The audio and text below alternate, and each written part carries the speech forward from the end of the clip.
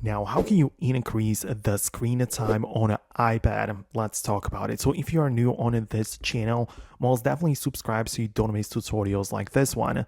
Now, there are actually two things which you might have in mind with this.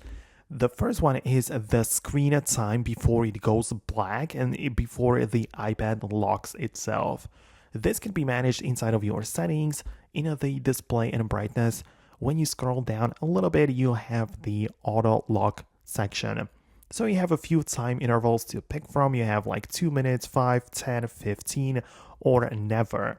So you can bump it up in here and make sure that the screen time will be like longer before actually touching anything. You just make sure that the iPad doesn't lock itself too quickly. On the other hand, the second thing you might have in mind is the dedicated screen time settings menu.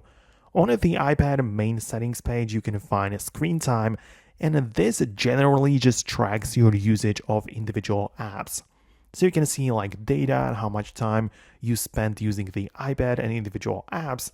But the point is that we also have the app limits section right there. This makes sure that you set up a time limit for individual applications. For example, you might decide that a social media app can only be used for like 10 minutes per day. And you can set it up like this. After the time is up, you will be warned and the app will stop working.